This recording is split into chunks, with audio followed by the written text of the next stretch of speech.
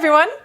This weekend I am spending my time with Fleetwood Mac, and actually Vlad told me that I'm going to be listening to an early Fleetwood Mac song, and then the next one is going to be something kind of post Fleetwood Mac in a way. Well, that's what he told me. I don't know exactly what that means, but it's going to be an interesting weekend exploring this. Today's song is The Green Manalishi. It's such a long title. The Green Manalishi with the Two-Prong Crown. Am I supposed to know what a Manalishi is? I might be embarrassing myself here, but that's something that I don't know. Is it a character from a book or something? Or I don't know. This song was written by Peter Green, being the last song Green made with Fleetwood Mac before leaving the band. That doesn't really tell me much about Manalishi either. Let's see if the song tells me anything about it.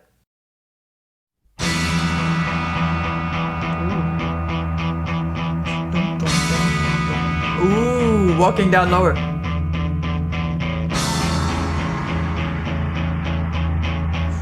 Sounds rather scary. Dark. Now when the day goes to sleep and the full moon looks, and the night is so black that the darkness cooks. Don't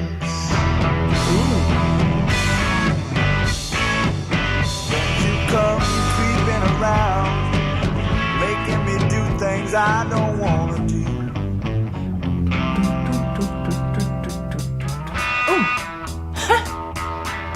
I like the way the drums took up this pulsing ostinato, ding, ding, ding, ding, ding, but they took it up in a higher range, right? We have this bass, doing, doing, doing, doing, doing, doing, doing, doing. Nice little kind of shift in the usual presentation of drums are down in the bass range, and then whatever we hear higher tends to be voice guitar. But here, it's a clear flipping on its head. Making me do things I don't want to do. Way up here. Dong, dong, dong, dong, dong, dong.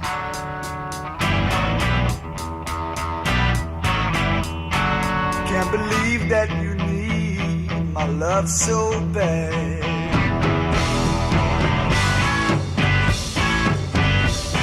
Come sneaking around, trying to drive me mad.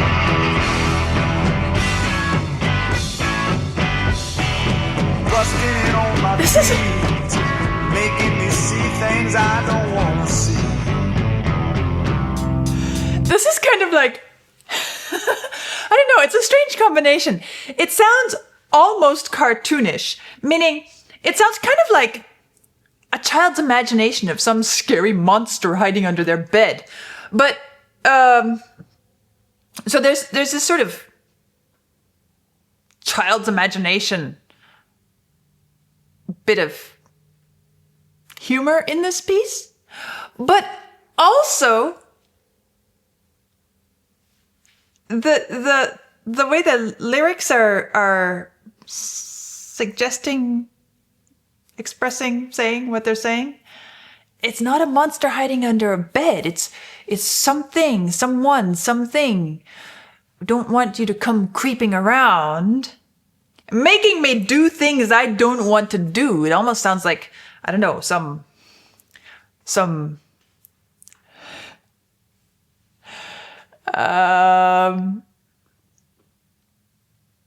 shall I say comic book like depiction of say the devil or something like that. There's this idea. But then this line, can't believe that you need my love so bad. That really complicates things. Because it takes it out of this humorous kind of childlike imaginary world of monsters and evil creatures creeping around, scaring me. And then, of course, the sort of, again, kind of simplified idea of some evil being making us do things we don't want to do. Can't believe that you need my love so bad. What a line to put in there. And as I'm thinking of evil creatures and manipulative beings and that sort of thing, to put that line in there and imply, suggest, more than imply, to say the words that the reason you're making me do this, you're so focused on me and making me do things I don't want to do. Do you really need my love that bad? Do you really need... This gets interesting. Busting in on my dreams, making me see things I don't want to see. Coming into my dreams. I see things in my dreams I don't want to see. It's your fault, you monster.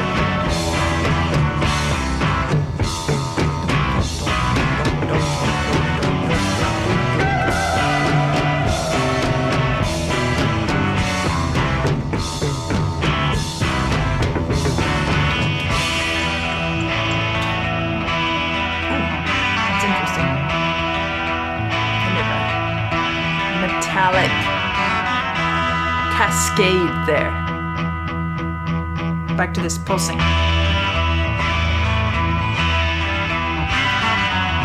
It's almost like the music is painting the picture of this thing, and you hear it creeping, chung, chung, chung, and sneaking in and showing up and it's funny because it's not a really suspenseful piece of music. It doesn't make me feel like I'm waiting for something bad to happen. That's why I'm kind of trying to figure out, is this something humorous, kind of funny, like comics or cartoons, or is this something more serious? Maybe it's a bit of each, but the music and the way the music is portraying this creature, this entity, it's really vivid, but it also kind of sends me towards a sort of cartoonish portrayal, a sort of a child's imagination of some scary evil creature. I guess even the title, The Green Manalishi, well, I haven't even come to any it doesn't call it out in the music so far. But even that title, Green Manalishi, I still don't know if Manalishi is a word that I should know. But I get the impression that this is maybe kind of like the Cat in the Hat, a sort of imaginary creature with certain characteristics, and in this case, it's not something with a cleanup machine. It's something different, but still, it's kind of that vibe that I get.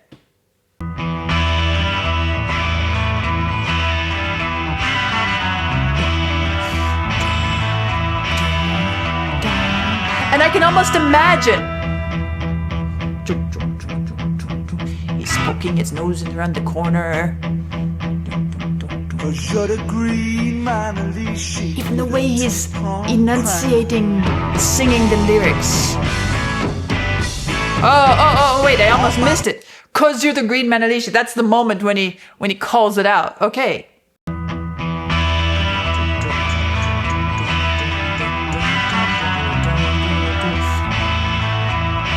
It's a creature with a tail. That much is clear. Those beep, beep. Maybe it has yellow gold eyes. Okay, with a two-pronged crown. That's interesting. I think of it as kind of like a sort of lizardy dragon-like creature. I'm just trying to think. What image does the music put in my mind? Does it have scales? I don't know. Oh, we're going right down.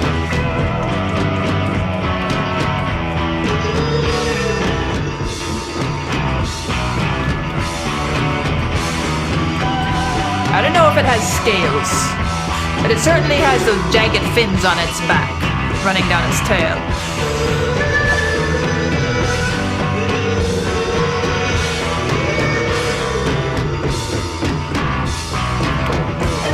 And it's rather large because there's this heaviness about it.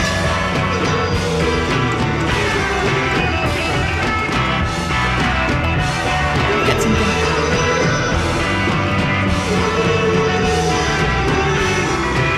This is almost like a bass solo, isn't it?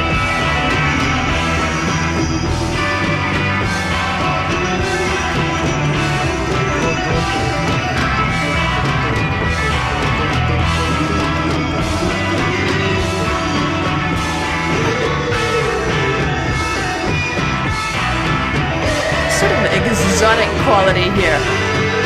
Otherworldly.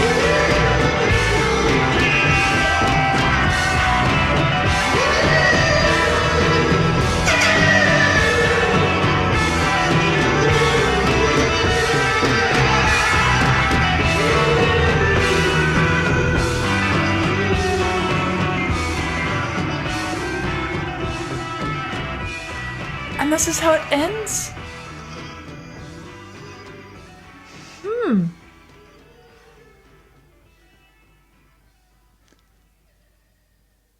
I guess I expected it to return to a verse, rather than to end simply with this. That's interesting. Yeah, it makes sense that way. So we hear all the description of it and the fears about it and the dislike of this creature, and then the final portion of the piece is simply kind of evoking the world of the green Manalishi. What an interesting piece of music.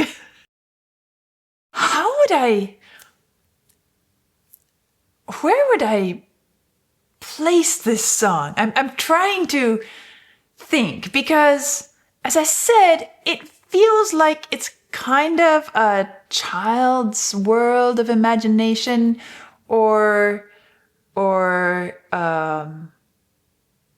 something like that.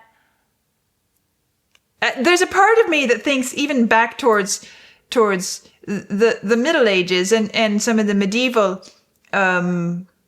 depictions of devils and things like that too. There is something, but it doesn't really sound that much like it's supposed to be from a different time. It sounds kind of modern, kind of contemporary in the way it's depicted, and the way the music creates this image. There's a part of me, well, I'm thinking back to Enter Sandman. Was that, who did Enter Sandman? I guess it was Metallica. Yeah, I think it was Metallica doing Enter Sandman, and my experience listening to that one. Somehow I feel like this makes a great pairing with it. It's playing in that child's imaginary world. Well, with Enter Sandman, I remember that I felt like it was more of a grown-up's view of a classic children's fable. This is, I'm still debating. Can't believe that you need my love so bad. That's the line that sticks out to me. The idea that we have this evil creature that makes us do things. That's why I'm thinking towards, depictions of the devil and that sort of thing.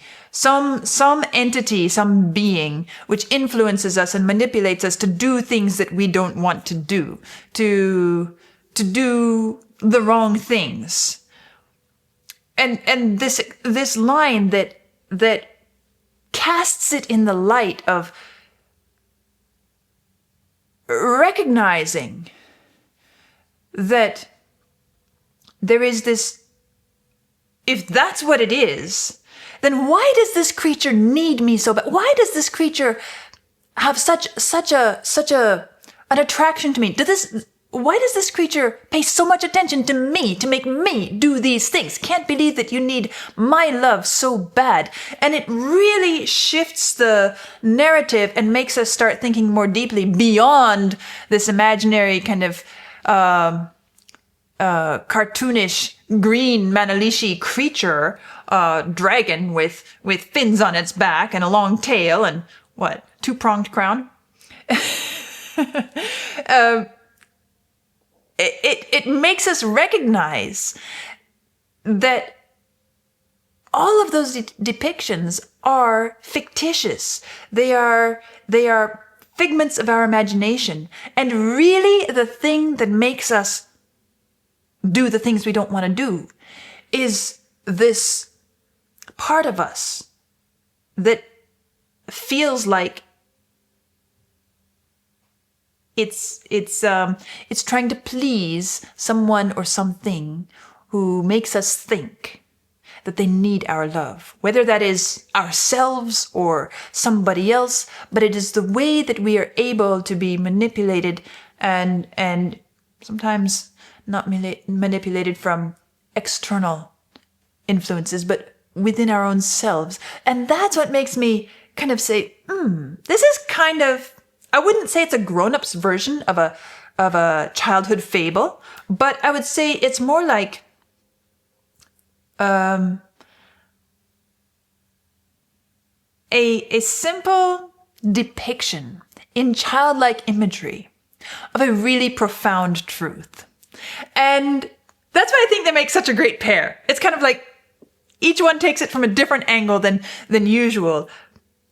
But they both have this incredibly descriptive and colorful way of portraying these ideas. So interesting. Well, now I'm incredibly curious what tomorrow's song is going to be. Fleetwood Mac, post Fleetwood Mac, something connected to Fleetwood Mac. And so I'll see you then.